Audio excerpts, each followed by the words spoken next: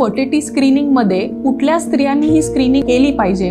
तर ज्या लेडीजचं वय 30 पेक्षा जास्ती आहे किंवा ज्यांचं करिअरमुळे ज्यांचं वेडिंग प्लॅनिंग थोडं लेट होणार आहे, अशा स्त्रिया किंवा ज्यांच्या फॅमिलीमध्ये अर्ली मेनोपॉजची हिस्ट्री आहे, म्हणजे मेनोपॉजचं ॲव्हरेज इंडियन एज हे साधारण 60-62 आहे, तर कुणाच्या तुमच्या फॅमिली मेंबरमध्ये त्यांची पाळी लवकर गेली आहे, 40च्या आत पाळी गेलेली आहे, अशा लेडीजनी किंवा ज्यांना पिरियड्सचा प्रॉब्लेम आहे, पिरियड्स डिले येतात, पिरियड्स रेग्युलर येत नाहीत, इरेग्युलर पिरियड्स आहेत किंवा पिरियड्स खूप कमी जातात, अंगावरनं हार्डली 1-2 दिवसच पाळीमध्ये ब्लिडिंग होत असेल, अशा लेडीजनी किंवा ज्यांच्या बहिणीला लेडीजच्या बहिणीला पाळीचा प्रॉब्लेम आहे किंवा तिला बाळ होत नसेल किंवा फॅमिलीत काही जेनेटिक इश्यूज आहे, बाळमध्ये अबनॉर्मलिटीज येत आहे, अशी काही प्रॉब्लेम्स तुमच्या फॅमिलीत असतील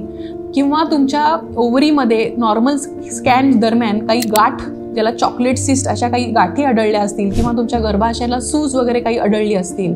तर अशा पेशंट्सनी फर्टिलिटी स्क्रीनिंग जरूर करावं.